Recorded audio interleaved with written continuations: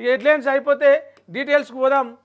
ఒకవైపు బీసీ 42% స్థానిక సంస్థల ఎన్నికల్లో బీసీలకు అవకాశం అని చెప్పేసి ఏదైతే ప్రభుత్వం ఆర్డినెన్స్ ఇచ్చిందో ఆ ఆర్డినెన్స్ను బీఆర్ఎస్ ఒకవైపు వ్యతిరేకిస్తూ ఉంటే బీఆర్ఎస్ ఎమ్మెల్సీ కవిత మాత్రం సపోర్ట్ చేస్తూ మాట్లాడింది. నేను న్యాయ నిపుణులతోటి లీగల్ ఎక్స్పర్ట్స్ తోటి మాట్లాడినా అంత కరెక్టే ఉంది, అందుకే నేను సపోర్ట్ చేస్తున్నా. బీఆర్ఎస్ పార్టీ మాత్రం కావాలని దీన్ని వ్యతిరేకిస్తూ ఉన్నారు. న్యాయం జరుగుతుంది, మంచి జరుగుతుందని తెలుసు కూడా వ్యతిరేకించడం మంచి పద్ధతి కాదని చెప్పేసి అంటూనే మొన్న తీర్మానం వల్ల నా మీద చేసిన వ్యాఖ్యలపైన పార్టీ స్పందించకపోవడం దారుణం, అది వాళ్ళ విఘ్నతకే వదిలేస్తున్నా. ఏన్నటికైనా ఏ రోజుకైనా బీఆర్ఎస్ పార్టీ నా దారిలోకి రావాల్సిందని చెప్పేసి ఆమె కొన్ని సంచలన వ్యాఖ్యలు చేశారు. ఆ వ్యాఖ్యలు ఏందో చూద్దాం ఒకసారి. MLC Kalvakuntla Kavitha political line clear చేసుకుంటున్నారా? ఇప్పటిదాకా గులాబీ పార్టీ తరపున రాజకీయాలు నడిపిన కవిత ఇప్పుడు స్వరం మారుస్తున్నారా? బీసీ రిజర్వేషన్ల అంశంలో సొంత పార్టీపైనే విమర్శలు గుప్పించేందుకు కూడా ఆమె వెనుకాడలేదు. అయితే తాజాగా సీఎం రేవంత్ రెడ్డికి అనుకూలంగా ఆమె మాట్లాడుతుంది. ఏదైతే హాట్ టాపిక్గా ఈ 42% రిజర్వేషన్లు నడుస్తూ ఉందో దాని మీద ఆమె మాట్లాడడం మరింత కాకరేపిందని చెప్పొచ్చు. ఇప్పటికే గవర్నమెంట్ ఒక ఆర్డినెన్స్ను గవర్నర్కు పంపింది.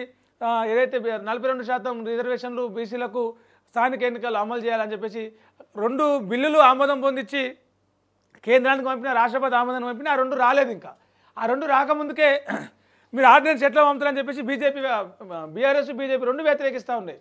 అది ఎట్లా చట్టం అవుతుంది? నువ్వు పైనుంచి కేంద్రం ఒప్పుకుంది, గవర్నర్ ఎట్లా ఒప్పుకుంటాడు?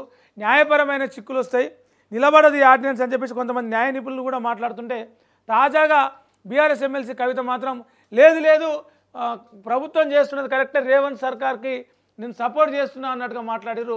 బీఆర్ఎస్ వాళ్ళు కావాలనే ఈ ఆర్డినెన్స్ వద్దని చెప్తున్నారు. బీసీలకు న్యాయం జరగడం బీఆర్ఎస్ ఇష్టపడతలేదని చెప్తున్నారు. దాంతోపాటే కవిత తీర్మానం వల్ల నా కవిత మీద చేసిన వ్యాఖ్యల మీద పార్టీ స్పందించకపోవడం పట్ల కూడా వాళ్ళ దాడికే, వాళ్ళ విఘ్నతకే వదిలేస్తున్నా.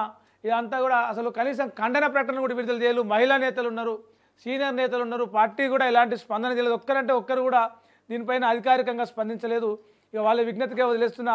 ఇవన్నీ మీరు ఎంత ఉన్నా ఏం చేసినా ఇట్లా గుడ్డిగా రిజర్వేషన్ బిల్లుని వ్యతిరేకించడం కావచ్చు, మొండిగా నా పట్ల ఒక మహిళా నాయకురాల పట్ల దురుసు వ్యాఖ్యలు మాట్లాడితే ఖండించకపోవడం కావచ్చు, ఇవన్నీ కూడా మీరు ఎంతసేపు ఉన్నా మీ దూకుడుగా మీ మొండిగా ముందుకెళ్తే కాదు, ఎన్ని రోజులైనా తిరిగి నా దారికి రావాల్సిందే, బీఆర్ఎస్ పార్టీ కవిత దారికి రావాల్సిందే అంటూ ఆమె ఇక్కడ నిన్న మాట్లాడుతూ అన్నారు.